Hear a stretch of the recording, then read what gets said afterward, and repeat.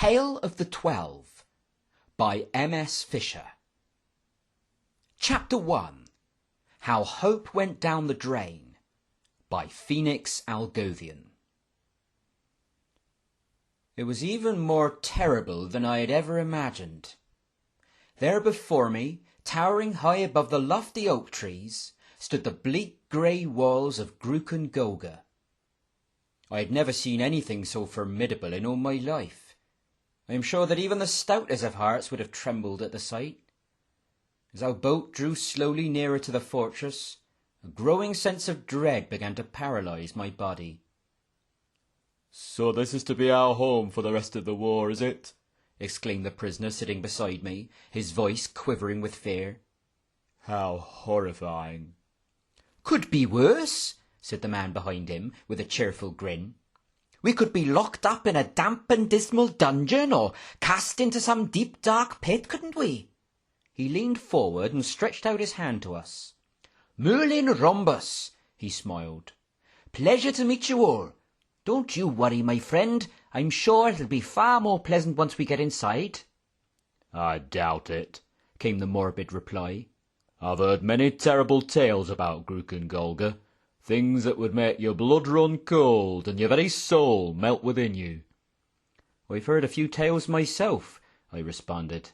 "I never used to believe half of them, but now I'm not so sure. The name's Algothian, by the way. Delighted to make your acquaintance."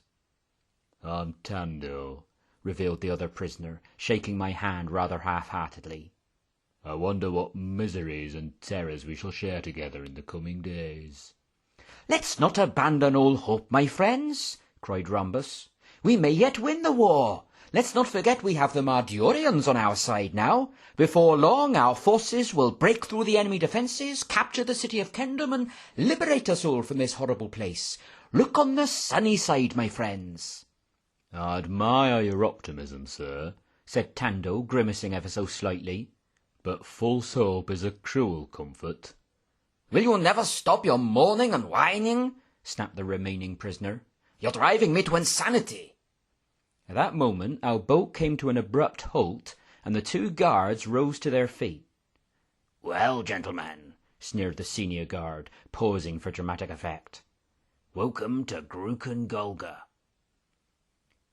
I gazed up at the immense stone walls of the fortress, and shuddered to think I could well be confined within them for the rest of my life. Right up at the top of the fortress, barely visible to the eye, stood a lonely grey figure. He threw down a long rope, and the two guards attached it to a large wooden basket. "Up you get, then," grunted the senior guard.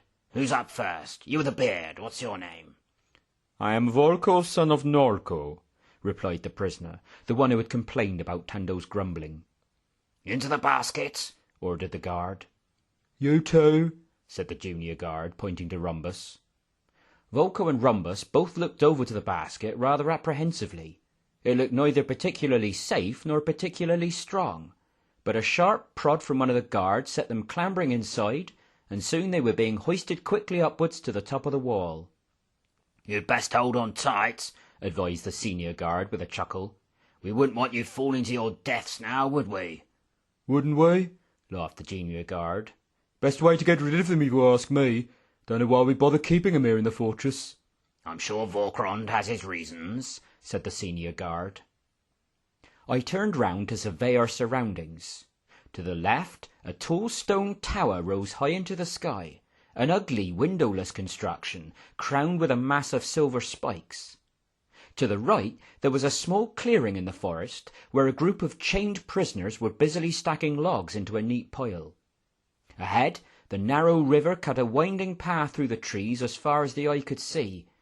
We were right in the heart of the Grochucan forest, miles away from the battle zone and miles away from freedom. "Your turn now," said the senior guard, grabbing my shoulder. "In you go, both of you." Turning back round, I saw that there were now 3 figures standing on top of the wall, and the basket had been returned to the ground. "I can't go up there," objected Tando. "I can't stand heights, I can't. I simply cannot abide 'em." "The choice is yours," growled the senior guard. "You can either get inside that basket or feel this spear go clean through your neck." The other two got up there all right, I pointed out. It'll be over before you know it. With extreme trepidation, Tando climbed clumsily into the basket and clung onto the rope with all his might. I jumped in after him and stared up anxiously at the towering walls once again. We began to ascend rapidly, and I felt Tando clutch my arm in terror. "I'm not a coward," he insisted defensively. "It's just I utterly abhor being up high. It's so unnatural." "What do you do for a living then, Tando?" I asked, seeking to take his mind off the subject. "Blacksmith," he informed me. "What about yourself?" "Farmer," I replied. "Got a lovely little farm near Cherrygate. I'd give anything to be back there right now." A dry, husky voice called out behind us. "Welcome, gentlemen, welcome," it croaked. We turned round to see that we had already reached the summit of the fortress, and before us stood the wall sentry, smirking in the most irritating manner. "I do hope you enjoy your stay here," he said sarcastically. "Lunch is at the 7th, dinner at the 1st, lock up at the 5th. Over the other side of the wall, a rickety ladder led down to a huge courtyard, where we could see dozens of other prisoners wandering around aimlessly, trying to pass the long uneventful hours of the day. "Well, what are you waiting for?" snorted the wall sentry. "Down you go! Make yourselves at home! This is going to be your lovely habitation for the rest of the war, gentlemen!" "The ladder don't look too safe," worried Tando. Deciding to ignore him, I hastily made my way down to the yard, wondering whether I might meet any of my old comrades at the bottom. "Be careful," shouted Tando. "Looks like it could snap at any moment." In spite of his fears, I reached the bottom safely and glanced around at what would now be my home. Apart from the rows of small wooden huts lining each wall and a cluster of buildings to my right, the yard was a dull and featureless wasteland. "What a barren, miserable place," remarked Tando behind me. I strolled over to Rhombus and Volko, who were sitting silently on the ground. Volko looked utterly despondent, but Rhombus was still smiling away happily. "What did I tell you?" he beamed. "It's not as bad as all that, is it? Could be far worse. We could be locked up in a dark, damp dungeon with rats and a cold stone floor. As it is, we've got fresh air and plenty of company. Look on the sunny side, my friends. Could be far worse." A young prisoner with a huge mop of yellow hair began to approach us. "Good morning, gentlemen," he called. "Very pleased to meet you all. My name's Hectus, Robin Hectus. General Montegolin sent me. He'd very much like to see you all." "General who?" asked Volko with a scowl. "Montegolin," repeated Hectus. "He's the most senior officer here. He'd like to inspect you all if it's not too much trouble. He likes to keep up to date with who's in the fortress." "Very sensible of him," commented Rhombus. "Where might we find him?" "I'll take you there," said Hectus. "Follow me." We were hurriedly led away to the other side of the courtyard, where Hectus halted outside one of the huts. He knocked on the door 3 times and waited. "Who calls?" boomed a deep, rich voice from within. "It's Hectus, sir," answered Hectus. "I've brought the new prisoners." "Ah, excellent, excellent," shouted the voice. "Show them in, lad, show them in." Hectus fumbled around in his pockets, frantically searching for something. Biting his nails with embarrassment, he called back into the hut. "I'm terribly sorry, sir," he said, "but I appear to have lost the key." "You incompetent fool," cried the voice inside. "Can I trust you with nothing?" "They let you have your own key to the hut?" asked Volko in surprise. No, laughed Hectus. "The guards have all the keys, but we have a very talented friend next door who can get his hands on pretty much anything." "Stand back, my friends," said Rhombus. "I can pick a lock. Little skill I acquired on a reconnaissance mission." He proceeded to retrieve some sort of complicated metal tool from his pocket, and we watched in admiration as he effortlessly succeeded in opening the door. "Simple," he grinned. "After you, my friends." We all stepped inside and looked around the room. 2 men were sitting behind a bulky wooden desk. One was short and stocky, the other tall and thin. One was bald and wore a monocle. The other had thick black hair and wore a bowler hat. One had a row of medals adorning his chest. The other had only a single silver badge for decoration. A third prisoner was perched up on one of the two bunk beds, speedily devouring an apple. "This, gentlemen, is General Montagolin," announced Hectus, pointing to the short, stocky man. "General Lord Montagolin, if you don't mind," corrected the general. "How did you get in here without the key?" "This gentleman very kindly picked the lock, sir," answered Hectus. "Merlin Rhombus at your service, sir," said Rhombus, stepping forward and saluting. "Ah, excellent," beamed the general. "You may come in very useful." "Why do you keep yourselves locked in, anyway?" I asked. "What an impertinent question!" exclaimed the general. "If you must know, we are engaged in a highly secret operation. We can't have any old guard or prisoner bursting in at will. Now then, sit down, men, sit down." "Would it be advantageous, sir," said the tall, thin man, "if I were to make a written record of the names and particulars of these new prisoners?" "Silence, Swank!" ordered the general. "It's not the place of a mere butler to offer advice and suggestions to a general."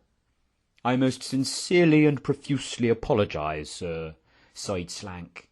"I shall ensure that henceforth my mouth will remain most firmly and obediently shut." "Now then, men," continued the general, "let me lay down a few ground rules." "Ground rules?" cried Voco. "What gives you the right to tell us what we can and cannot do?" "Why, I am the most senior officer in this fortress," declared the general. "Among the Galamines, perhaps," replied Voco sourly. "But I am no Galamine. I am a Mardiorian. You have no authority over me. Besides, we are in captivity now. Everything's different." "You Mardorians are all the same, aren't you?" grumbled the general. "Rude, ill-disciplined, ill-mannered barbarians. Obviously, you haven't read paragraph 36 in the agreement we signed with you Mardorians.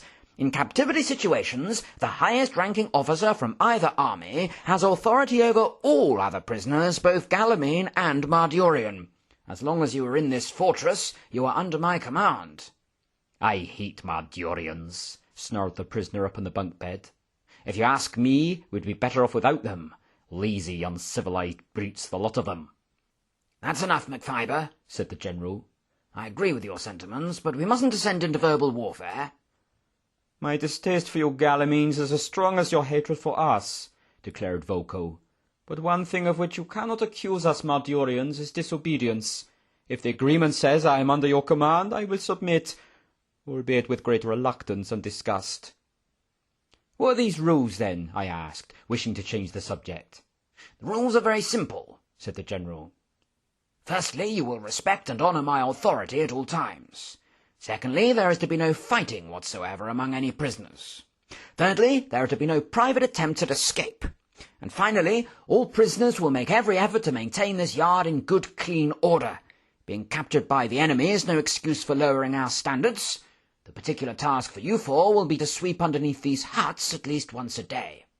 "I don't like the sound of that," moaned Tando. "Sounds like a right dirty, dark and miserable job." "What an impertinent lot you are!"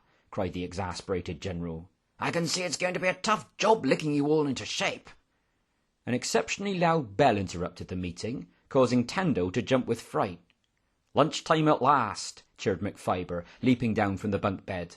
"Mind you, the food here isn't exactly first class. Atrocious, in fact." "Hectus will show you where to sit for lunch," the general informed us. "Lead away, Hectus, lead away." We discovered that lunch took place in a long dining hut within the cluster of buildings I had noticed earlier.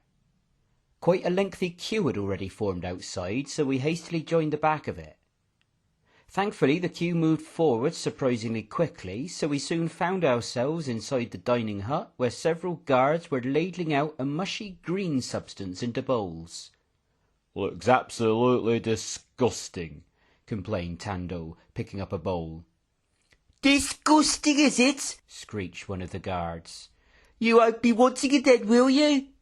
The guard snatched the bowl from Tando's hand and angrily poured the contents down a drain in the floor. "In a few days' time you'll do anything to get a bit of that," asserted the guard. "Once the hunger starts to gnaw away at you, you won't turn your nose up at our food." "I'll show you all where to sit," said Hectus. "We've all got set places, you see. That way the guards can see if there's anyone missing." As soon as we had all acquired a bowl and a spoon, Tando accepted, We followed Hectus to the far end of the room, where there were 2 empty tables. "These are the huts 25 and 26, Hectus explained. "That's us. You'll be in hut 26, I believe." "I suppose I'm going to go all hungry now," groaned Tando. "You can have some of mine if you like," said Rhombus, pulling out an extra spoon from his pocket. I was beginning to like Mr. Rhombus very much indeed. He seemed such a friendly and courteous chap, and quite the perfect gentleman. He had already lifted my spirits a great deal, and seemed to possess an optimism far more resilient than my own. I sat down at a table with him and began to tackle the unappetizing food. Its flavour was distinctly bitter, and it was somewhat cold, but I tasted far worse. "So then, Mr. Rhombus," I said, wishing to initiate some pleasant conversation, "how do you make your living?" "Professional soldier I am," he replied. "I was in the army long before the war broke out. Signed up as a youth, been serving Queen and country ever since. How about yourself?" "Farmer," I told him. "It's tough work, but I thoroughly enjoy every minute of it. There's nothing to beat the great outdoors. What about you, Mr. McFiber?" "Innkeeper," answered McFiber. "A very fine establishment in the village of Rowendale. Hectus here is one of my waiters." "One day I hope to have a little inn all of my own," added Hectus. "I think I shall call it the Golden Eagle. I used to own an eagle, I did." "You've got a lot of learning to do before you can survive on your own 2 feet, boy," said McFiber. "It's no easy task keeping an inn, you know." "I'm very keen to learn, though," insisted Hectus. "This really is abhorrent," moaned Tando, gulping down some of the food. "What a ghastly place this is." "It's not as bad as all that," said Rhombus.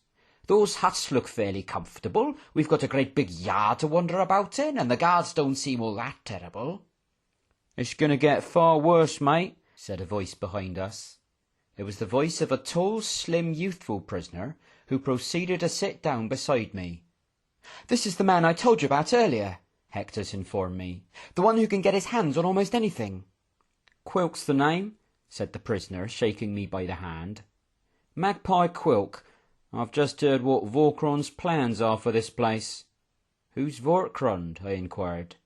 "You don't know who Vorkrond is?" exclaimed Quilk. "Stow me to death. He's the bloke in charge of this place. Son of the Emperor, he is. He's about the most twisted man in all Ganvor. You know what he's got planned for us? Torture experiments and warped entertainment. He's going to put us in fight to the death tournaments just for his own amusement. What a sick fellow he is. Still, I don't want to spoil your day, gents. We may well get out of here before long." We were interrupted by an outbreak of shouting. It seemed that another prisoner, colossal in stature, had been helping himself to Volko's lunch while his back was turned. "Nobody steals my food, you Galamine swine," Volko was ranting. Clenching his fist, he swung it back and landed a forceful punch on the other prisoner's face. "Stop that right now," boomed one of the guards. "Both of you, get over here immediately." "I ain't done nothing," protested the gigantic prisoner who had received Volko's punch. "Over here, both of you!" shrieked the guard. Volko and the enormous thief glared at one another and slowly walked over to the guard. "Fighting will not be tolerated in Grukengalger," the guard said. "You should know better, Gavins. Now, for some reason, Vorkron doesn't want any of you to be damaged in any way. Consequently, he has told us that the strictest penalty we can apply is some sort of cleaning chore. Personally, I'd like to flog you or feed you to the sharks. But I'm not the boss, am I? So instead, the 2 of you will stay behind and do all the washing up by yourselves. And in addition, you will clean this entire hall and kitchen until they are absolutely immaculate. Is that understood?" "We all know why Vorkron wants us all undamaged," whispered Quilk. "Wants us in mint condition for his new plans." "Quilk," called the guard, "Vorkron would very much like to see you after lunch. You will wait behind at the end and we'll escort you to his tower. All right, everyone, you may resume your lunch." Volko and Gevins were led out of the hut and shortly returned with mops and buckets. It did not appear to be a particularly harsh punishment, but Volko looked extremely downcast. "You're certainly in trouble, Mr. Quilk," said Hectus. "It's not very often anyone's summoned to see Vorkrond himself. I can't bear to think what might happen to you." Thanks for the encouragement, mate, sighed Quilk. Stone me to death, why could he possibly want to see me? I mean, I try to keep a low profile, but, well, when you're as stunningly handsome as I am, it's hard not to stand out. I'm sure you'll be all right, my friend, said Rhombus. After all, Volko and Gevins got away pretty lately, didn't they? I suppose so, agreed Quilk. Maybe no harm will come to me. Instead, I'll be left intact for a fight to the death tournament. It's a lose-or-lose situation.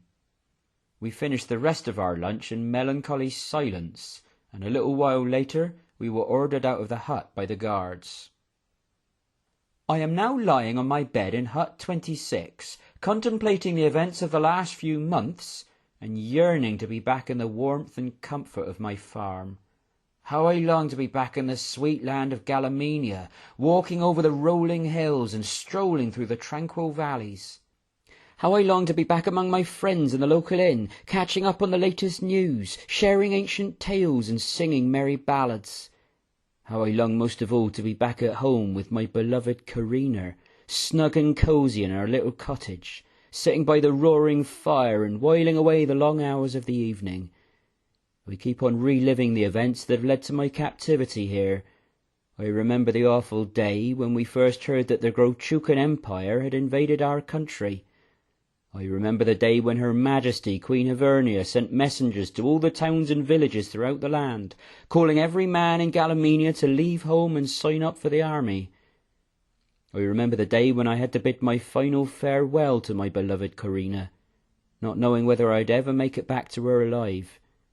What a horrendous couple of months it has been since then, sent right into the heart of the Grochucan Empire, in constant danger of death, the threat of a sudden attack from the enemy always overshadowing us, more than enough to dampen even my cheerful spirit. And then came the day when I was assigned that special mission by Captain Kurban, creeping behind the enemy lines and endeavouring to capture a copy of their plans. It was never going to work. An hour later I was in the hands of the Grochucans and put aboard that little boat. Well, at least I'm a little more comfortable now. Maybe Gruken Golgar isn't going to be so bad after all. Night has fallen, and hope is revived. A most gladdening and encouraging series of events has unfolded. It all started this afternoon when I was chatting to Rhombus, Hectus and McFiber the innkeeper in hut 26. "I'm starving," said Rhombus, who was lying on the bunk above me. "Me too," I replied. "I don't know how I'm going to survive on that mushy green stuff every day." "Still, it could be worse, I suppose," commented Rhombus. "At least we're getting something to eat. Mind you, I'd pay anything for a bit of home cooking right now." "Now you're talking," I said, licking my lips. "Juicy, tender duck breasts with lashings of cherry sauce, or creamy baked potatoes stuffed with bacon, cheese and garlic, or a generous helping of apple and blackberry crumble drenched in piping hot custard. Simple pleasures. My wife's a fabulous cook, you know. You married, Rhombus?" In reply, he handed down a small locket in which there was a portrait of a quite astonishingly beautiful young lady with sparkling blue eyes and long locks of shimmering black hair. "That's my Yanassa," said Rhombus. "We've only been married a year. She's my absolute joy and delight, Mr. Algothian. I'd do anything to be back with her right now." "You must be used to it, though," I remarked.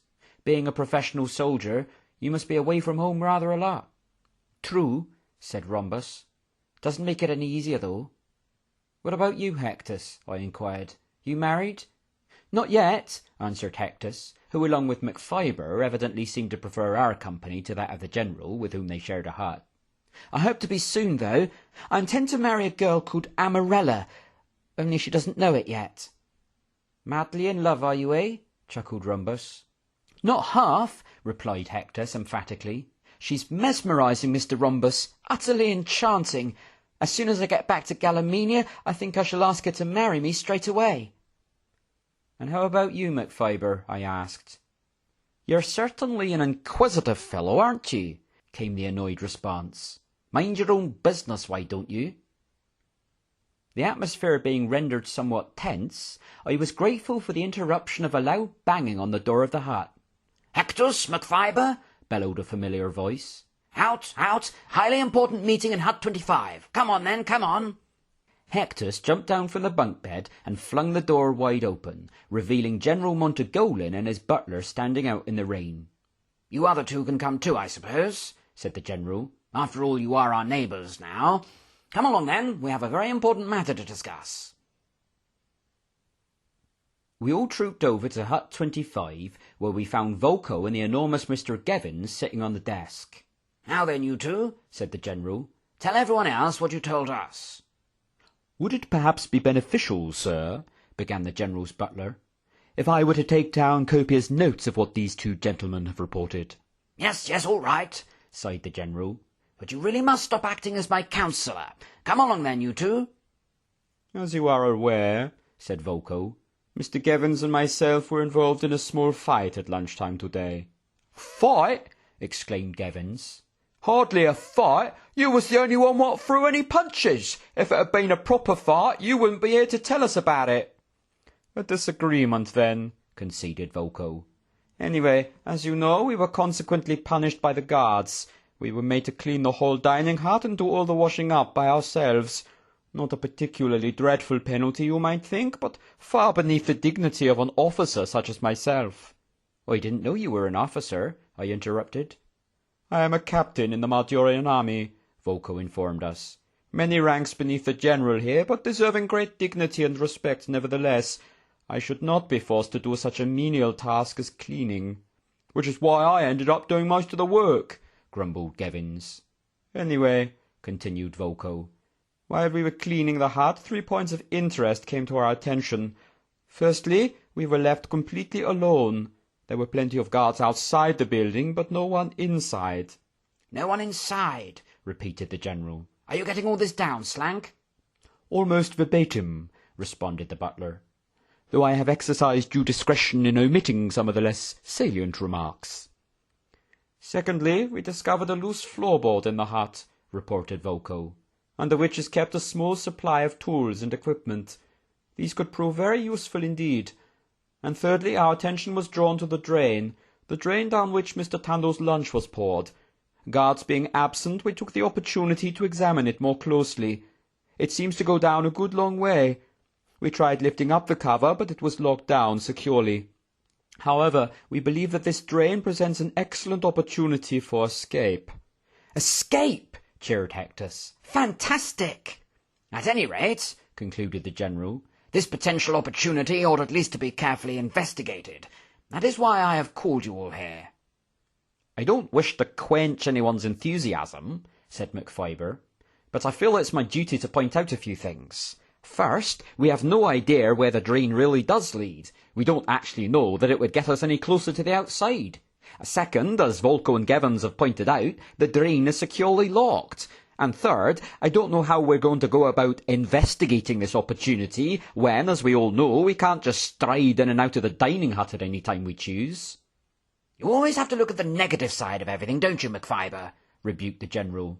Surely a little exploration of this opportunity can't do any harm? Now, dinner will very soon be upon us. Straight afterwards, I want you all to return here, and we shall discuss the matter further. Waiting for dinner in the rain was hardly pleasant, but our hearts were lifted when we saw Quilk arrive back, alive and unharmed. As we tucked into our evening meal, some very tough meat and cold dry vegetables, Quilk described for us his visit to Vorkrond. I was taken over the wall, he began, and over to that stone tower. There I was ushered into this huge marble-covered room where Vorkrond was enthroned behind a very, very long table. He had a servant standing either side of him, identical twins by the look of it, and there was this great big pool of murky water in the middle of the floor. "Do you know why you are here, Mr. Quilk?" he asks me. "Good behaviour," I reply. "Over the past few weeks," he continues, "an extraordinarily large number of items have been going missing." "Oh yes," I say, "I'm sorry to hear it." 3 sets of keys, 7 bags of apples, 4 loaves of bread, a map, a box of matches, and a very important military document, he says. "I'm not very fond of thieves, Mr. Quilk. Do you admit that you were the one who stole these items?" "Well, you missed a few things out," I say, "namely a hammer, a screwdriver, and a bar of chocolate. But yes, you're quite right. I am the guilty party, but I don't see what you're going to do about it. I know all your plans, I do. Plans to use us for entertainment and experimentation. I've heard a great many things listening to your guards, I have. So if I'm destined for such a fate anyway, I really don't see what you can do to me. You, Mr. Quilk, he says to me, have earned your place as the very first contestant in an interesting little game I've devised. I've put you against your friend, Mr. Gevins. Muscular fellow, isn't he? It's going to be unarmed combat. There'll be no end to the fighting until he, your own friend, has killed you with his bare hands. I shall greatly enjoy watching you suffer, Mr. Quilk. How did you ever come to be such a twisted fellow? I ask him. That'll be all, he says. I look forward to seeing you again soon. And off I was taken, back here to the fortress, over the wall, and here I am. Quilk paused and started to smile. My visit over there was far from unprofitable, though, he chuckled. Those guards are as blind as moles, they are. On the way out we passed a beautiful set of duplicate keys hanging there on the wall, just ripe for the taking. Well, my hands are quite exceptionally quick and subtle, so, burn me alive, I took 'em. Quilk reached down into his pocket and proudly jangled the keys. Keys to just about anywhere in the yard, I reckon. Well, well, well, bravo, Quilk, congratulated the General. Those keys could come in even more useful than you think. Volko and Gevins have identified a possible opportunity for escape. In this very room there is a drain which, during their spell in here this afternoon, was left completely unguarded. Remove the cover, and it could very well be our doorway to freedom. You mean the drain over by the wall? Said Quilk. There's a similar drain just outside Vorkron's room. I'm pretty sure the two are connected. I've been studying that stolen map, you see. You'd best keep your voice down, Quilk, said Rhombus. There's a guard coming over. We can discuss everything in more detail after dinner, whispered the General. As soon as the guards dismiss us, we'll all meet in Hut 25. As I continued to work my way through the frustratingly leathery meat, I noticed Tando the blacksmith creeping over to the table. Where have you been all afternoon? I asked him. Met a most intriguing fellow out in the yard, he replied. A Baromian, Ramkhan by name. Apparently, he's been here ever since the fortress was first used as a prison. He's been telling me all about life in Grukengolga. Confirmed a lot of my suspicions, he did. Some of the things that have happened here would make your spine quake with cold terror. Apparently... He was cut short by a clear, commanding voice booming through the hut. His Royal Highness Prince Vorkrond of Grukengolga!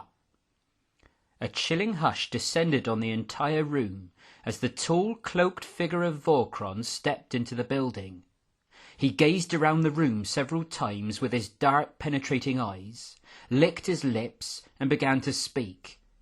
His voice was neither loud nor menacing, as I had imagined it would be, but it was cold, calm, and clear. I have some good news for you, gentlemen, he said. Tomorrow some much-needed entertainment will break into the dull, monotonous routine of your lives. He slowly surveyed the room once again, and bit his lip as though he were trying not to smile. In my kindness, he continued, I have decided to give you a special treat. Tomorrow evening, as soon as you have finished your dinner, there will be an exhilarating spectacle to behold in the yard. Mr. Sparrowhawk Gevins will be pitting his might and muscle against the craft and cunning of Mr. Magpie Quilk. And to make matters a little more interesting, the fight will not be over until one of the contestants has been decisively eliminated. It will be a fight to the death. And every night following, 2 more lucky contestants will battle it out in the yard. Something for you all to look forward to. Thank you for your kind attention, gentlemen. I look forward to seeing you all tomorrow. Uneasy silence continued to grip the room as Vorkrond made his departure. Sickened by the prospect of seeing 2 of my fellow prisoners fight to the death, I was unable to finish my meal. Gradually a low murmur of conversation began to fill the hut once more. I can almost guarantee that I'll be picked next, gulped Tando. I can feel it in my liver. This only makes the matter of escape all the more urgent, stated the General. Especially for you, Quilk. I don't much fancy your chances against Gevins. From now on, escape must be our top priority and the object of our undivided attention. Don't forget to meet in Hut 25 as soon as the guards dismiss us. Whilst waiting for everyone to arrive at the meeting, I took the opportunity to read through a Grochucan newspaper that Quilk had managed to steal. It dated back to the week when the Mardurians had first entered the war. "Rivals unite in unexpected alliance," announced the headline. We Galamines have never been particularly fond of the Mardurians. They are a proud, stern and humorless people, and relations between us have been extremely sour for as long as I can remember. So it was a day of great joy and gladness when we heard that they had united with us against our common foe. Not so for the Grochucans. There was a definite note of alarm and panic in the newspaper. Would the Empire be able to resist the combined might of Galamenia, Marduria, and our oldest ally, Boromir? On the back of the paper was a transcript of a speech delivered by Prince Vorkrond. It made very unpleasant reading, and halfway through I threw down the newspaper in disgust. "Where is everyone?" fumed the General. "I quite clearly told them to come here as soon as dinner was over." "Indeed you did, sir," confirmed Slank the butler. "But I believe Hectus and Gevins are endeavouring to find Professor Jaggles. It is their belief that his keen intellect and outstanding intelligence may prove to be exceedingly fruitful in this matter." "And where is McFiber?" asked the General. "Searching for Ramkhan the Hunter, sir," answered Slank. "He believes that his long experience of life here in Gruken-Golga could turn out to be most illuminating." "Is the whole fortress being invited to this meeting?" exclaimed the General. "By no means, sir," Slank assured him. "Only Ramkhan and the Professor." "That still makes 12 of us altogether," frowned the General. "A few too many for my liking. They're certainly taking their time, aren't they?" "Mr. Ramkhan is always particularly difficult to locate, sir," replied Slank. "He prefers to keep his own company, and is therefore seldom to be found in his hut. He wanders about in the yard on his own, always deep in quiet thought and contemplation." "They're approaching now, sir," reported Rhombus, who was staring out of the window. "At last," said the General. "So sorry we're a bit late, sir," apologised Hectus, bursting into the room. "Come along then, all of you, come along," shouted the General. "Settle down now, settle down." Soon we were all quietly sitting down on the wooden floor of the hut and gazing up expectantly at General Montagolin.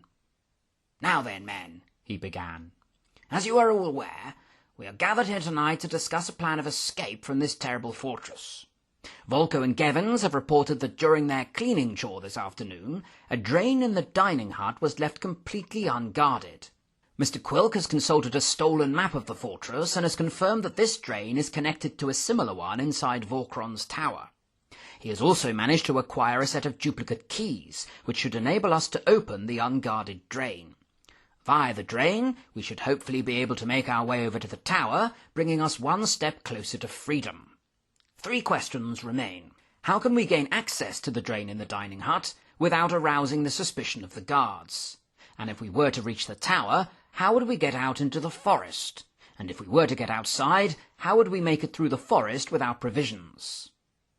"The answer to the first question seems fairly obvious, doesn't it?" said Rhombus. "Why were Volko and Gevins given their punishment today? Fighting in the dining hut. If we want access to the drain, we'll have to do the same. We'll have to start up a fight tomorrow lunchtime." "I don't like the sound of that," snorted the General. "I don't approve of fighting among my men."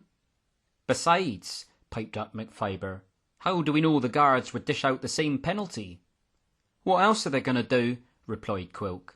"Vorkron doesn't want any of us damaged, does he? So the only punishment they can give out is cleaning chores. The General here already has us cleaning the rest of the yard, so the dining hut's the only place left." "I'm not too happy about permitting a brawl," said the General, "but I suppose it does seem to be our best option."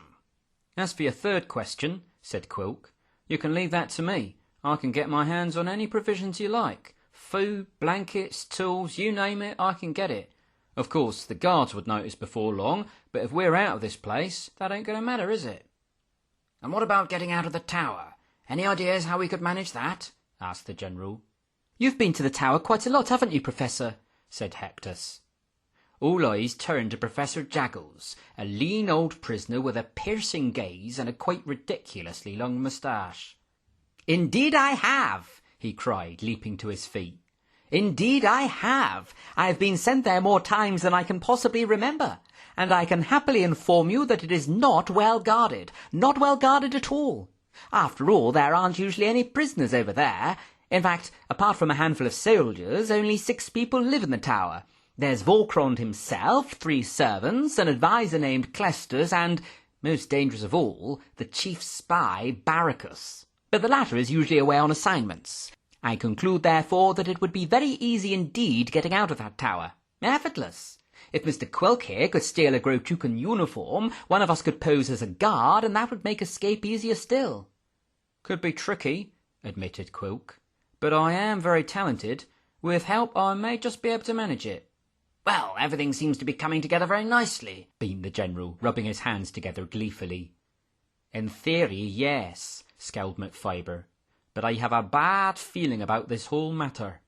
Me too, said Tando. If it all goes wrong, you know what'll happen, don't you? We'll all be right at the top of Volcron's competitor list. "Some of us already are, mate," frowned Quilk. "What about all the prisoners left behind?" I asked. "Is it right for us to flee and leave them to suffer Volcron's wrath? It doesn't seem noble to me." "Be not fearing," replied Ramkarn the Hunter, a tall, muscular man with long, fair hair. "I am coming to know the character and ways of Volcron extremely well over the past months. If our escape is to be succeeding, then his mind would be bent with completeness on trying to recapture us. He would be allowing himself no distractions. I am not believing that our escape would be bringing any harm to the other prisoners." "Right then," said the General. "Here's what will happen. Tomorrow lunchtime we will all be sitting at our tables ready for action. I'll give the signal and the fighting will commence. Volko, you will start it all off. You'll march up to Slank and give him as good as you've got right in the face." "Sir, I must protest in the most forthright and vehement manner," complained Slank. "Why should I be the one to receive the punch? It is most unjust." "Don't argue, Slank," snapped the General. "You will do exactly as I say." "Much as I relish the prospect of landing my fist on any Galamene's face," said Volko, "I'm in enough trouble with the guards as it is. I'd rather not draw any more attention to myself than I already have." "I don't mind volunteering to punch Slank instead," said McFiber, grinning ever so slightly.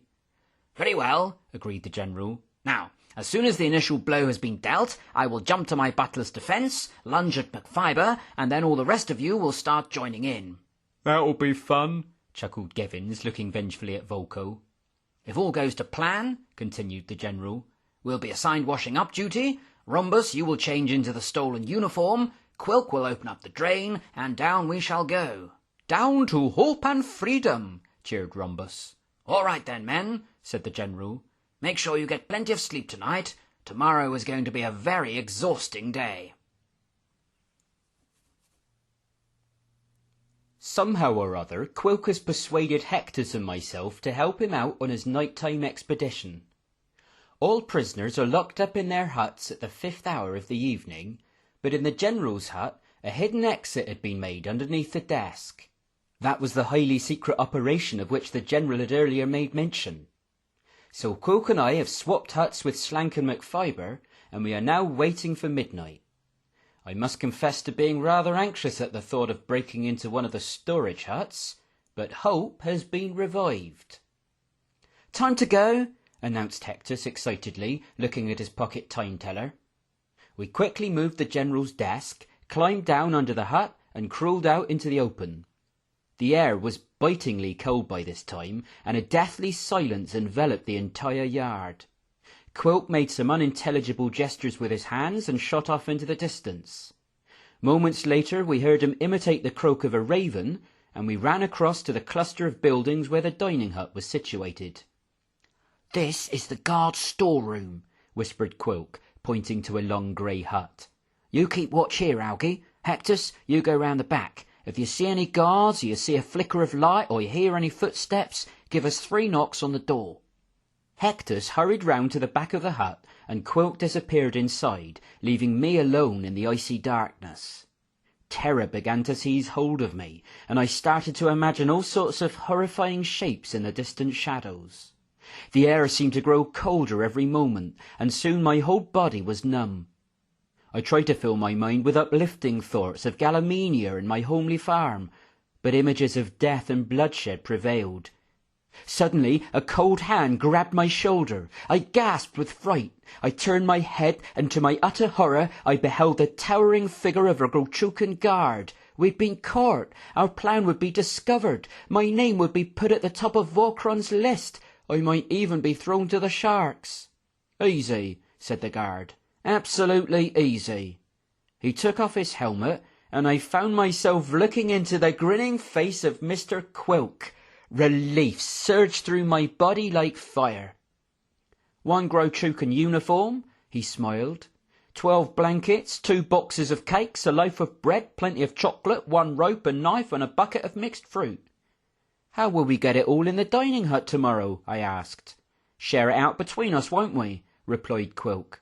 "In our pockets, under our clothes. Slank can put something under his hat, and I can fit quite a lot inside this ancient jacket of mine. It's got 24 pockets, you know, and a quite extraordinary capacity. We'll manage, mate. Determination can get you almost anywhere." "Well, it's all going to plan so far," I remarked. "Come on then," said Quilk. "Let's get Hectus, get back and get some sleep." Unfortunately, sleep evaded me almost the entire night. My body was frozen with cold, my heart was heavy with anxiety, and my mind was whirring with thoughts of the planned escape and the journey that would lie ahead.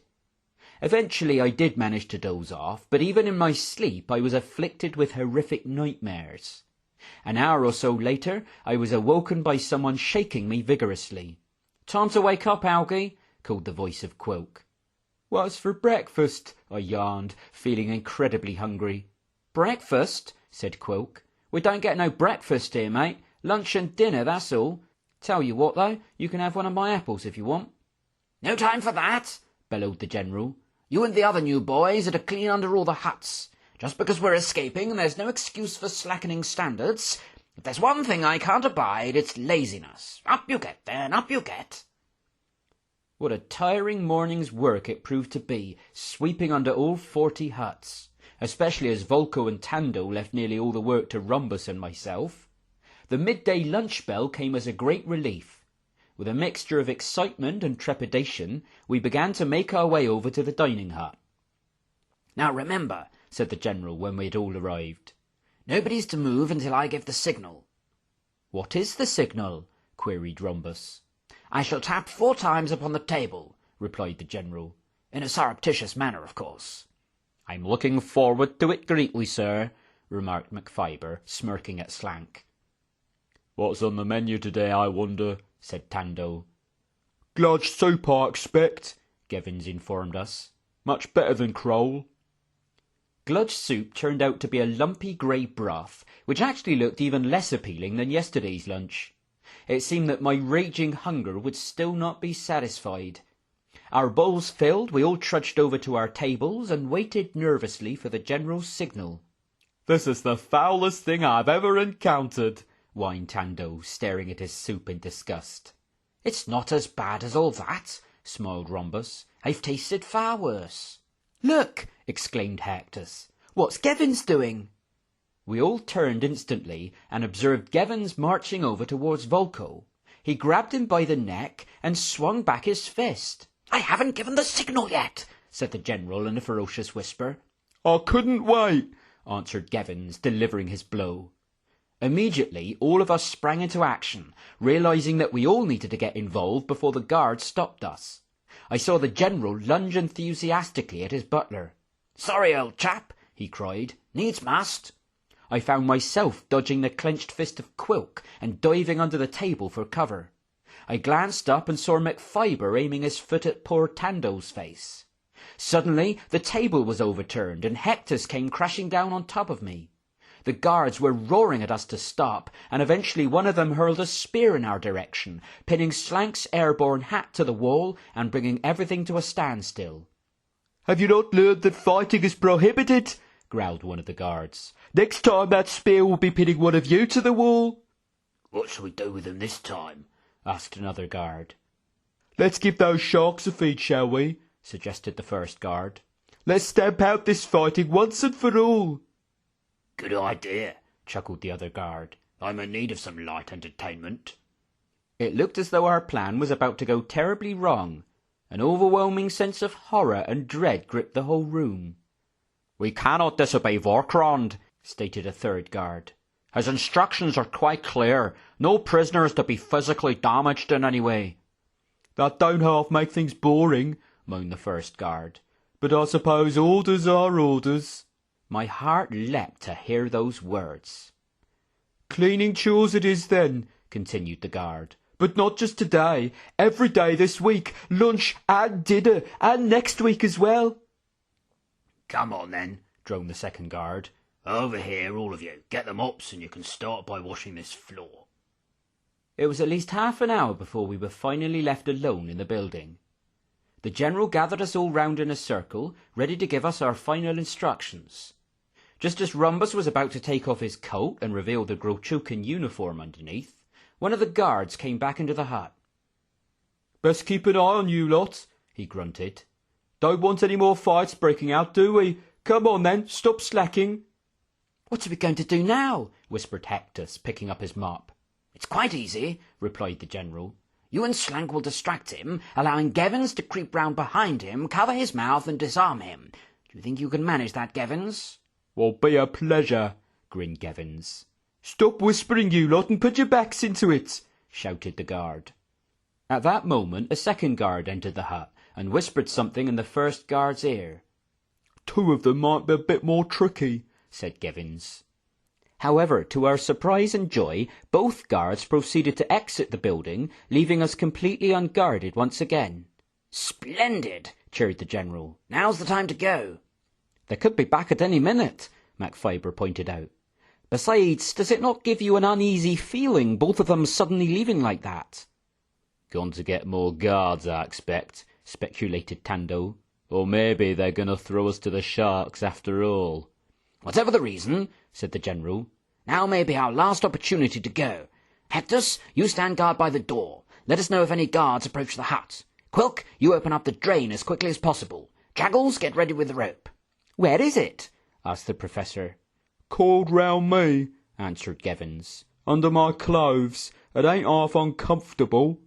Sir, there's about 10 guards outside the hut, reported Hectus. As long as they stay outside, it doesn't matter, said the general. Just keep watch. Haven't you got that drain cover up yet? I can't find the right key, sir, explained Quilk.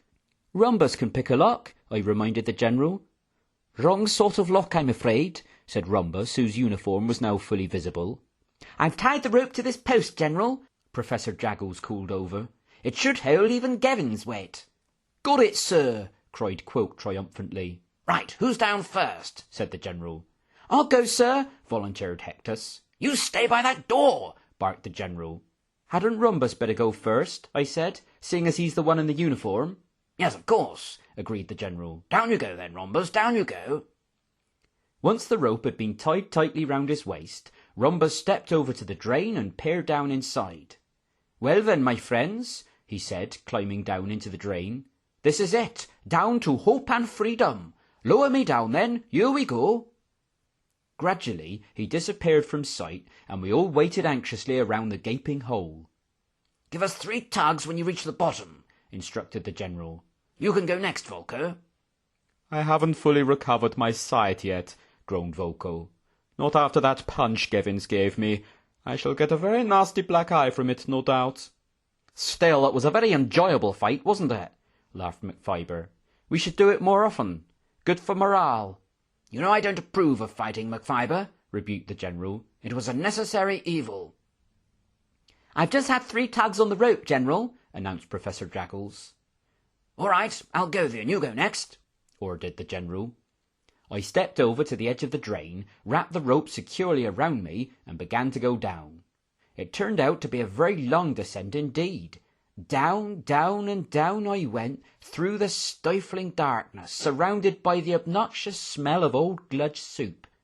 Eventually my feet hit the ground at the bottom, which was covered in an inch or two of slimy liquid. There was a sudden blaze of light as Rhombus lit one of Quilk's stolen matches. "Where to now?" I asked. "Through this pipe, I guess," answered Rhombus. "We should have brought Quilk's map with us." I looked over to where Rhombus was pointing and saw a small black hole in the wall, the entrance to a narrow tunnel which led gently downwards to the unknown. "After you," I smiled. As Rhombus began to clamber up into the pipe, Tando appeared behind me. "Horrible, absolutely horrible," he was moaning. "That is an experience I shall never forget in all my days." He caught sight of the pipe and shuddered. "I can't go through there," he squealed. "I can't abide dark, confined spaces like that. I simply cannot stand them. They're even worse than heights." "I'm afraid it's either that or back up to the fortress," I replied. "There's no other way." With those words I climbed up into the pipe and began the long and dreadful journey through the blackness. On and on it went, the air becoming more and more repulsive by the second, until soon every breath became a struggle. I thought it was never going to end. What a relief it was finally to see a light at the end of the pipe and the smiling face of Mr. Rhombus. "I'm not altogether sure where we go from here," he said. "We'd best wait for Mr. Quilk." We were in a small hollow, damp, pungent, and incredibly unpleasant, from which 5 other pipes branched off in different directions. Rhombus had lit another match, and was examining each of the pipes in turn. It was not long before Tando joined us. "How indescribably ghastly!" he exclaimed. "I thought going down the drain was bad enough, but that was the stuff of nightmares. I've never perspired so much in all my days." The next person to appear was Slank, who proceeded to take out an immaculate handkerchief from his pocket and begin giving his shoes a thorough clean. Quilk followed shortly after, carrying some of the buckets we had been using for washing up. He had filled them with various tools stolen from under the loose floorboard in the dining hut. He sat down, retrieved the map from one of the buckets, and studied it carefully. "This pipe here," he muttered, "is the one that goes down to the river, so that one there must be the one that goes to Vorkron's tower." "I don't think I can bear another pipe," grumbled Tando. "It's the only way, mate," said Quilk, "unless you fancy staying down here for the rest of the war." With that he scrambled into one of the pipes and vanished into the blackness. I went in straight after him and hurried along on my hands and knees, eager to get back to some light again as soon as possible. This time the pipe inclined slightly upwards, which at least meant we were getting closer to ground level again. At length we reached the end and jumped down into a large damp tunnel. Rhombus arrived soon after us. "Now," said Quilk, "if my calculations are correct, and they usually are, the drain should be just a few yards over to the right." "How are we going to get up without the rope?" I inquired. "Shouldn't be a problem," replied Quilk. "According to the map, there should be a set of steps just below the drain. They used to store wine in this tunnel, you see." Sure enough, just a little way down the tunnel, we came to a long flight of stairs, which led up to a small circular drain in the roof. It felt like freedom was almost in our grasp. "Well," said Quilk with a proud grin, "it looks like we've made it. Now we just need to wait for the others." The others certainly took their time arriving, and I was amazed that our attempted escape had not yet been discovered. Everything had gone remarkably well so far, and liberty now seemed to be just a few yards away. "Right then," said the General, who was the last to appear. "You've got the keys, Quilk. Up you go and see if the coast is clear." Quilk obediently raced up the steps and gazed up through the drain cover. "There's a lone guard walking down the corridor," he reported. "He should disappear round the corner any minute. Hold up, here comes another one. It ain't half going to be risky trying to get out of here, even with Rhombus disguised as a guard. At least the main door ain't far away. It's all clear now." Quilk frantically began trying all the keys in the lock, and at length he found the right one. He slowly lifted up the drain cover and poked his head up into the corridor. "Another one," he sighed, hurriedly pulling the drain cover back into place. "This is ridiculous." "You'd better get ready to jump up right after him," the General said to Rhombus. "We may have to go just a few at a time." "All clear again," proclaimed Quilk. "Here I go." Up he clambered into the corridor, hastily followed by Rhombus, Ramcarn, and myself. "That's enough now," called down Quoke. "There's a guard coming." I recognised the guard as the sentry whom we had met up on the wall. I desperately hoped that Rhombus would be able to put on a convincing performance as a Grochucan. "Afternoon," greeted Rhombus confidently. Afternoon, returned the guard. Where are you taking those prisoners? "First victims for the experimentation project," laughed Rhombus. "The fun begins at last." You watching the fight tonight? asked the guard. "I'd love to," said Rhombus, "but I'm going to have my hands rather tied up with this lot. Should be a right laugh, though." The guard chuckled and went on his way. "Well bluffed," I whispered. "Lucky he didn't recognise you from yesterday." "I've always enjoyed a little acting," smiled Rhombus. Quoke opened up the drain again and beckoned up the others. Before long, all 12 of us were standing there in the corridor, sweating profusely and staring nervously at our doorway to freedom. "There are definitely no guards outside the tower?" the General asked Jaggles. "None at all," confirmed the Professor. "There's no need. They don't expect any prisoners to be coming out from here." "Well then, men," said the General, "it looks like we've made it. As soon as we're outside that door, run like you've never run before." He flung the door wide open, and we all charged out into the glorious sunshine. I can honestly say that I have never run so fast in all my life. I sped through those trees like a wild stallion, turning neither to the right nor to the left, but pressing ever onwards at a pace that surprised even myself. In fact, I still haven't quite recovered. As I sit here now, resting in the shade of a cluster of yew trees, I cannot adequately express the feelings of relief and joy that are gushing through my heart. However, there is one disturbing remark that I cannot fully shake from my mind. It was something uttered by McFiber upon our arrival at this present spot. With solemn seriousness engraven all over his face, he slowly glanced round at us all and grimaced. "Does anyone else have an uncomfortable feeling," he said, "that was all too easy?"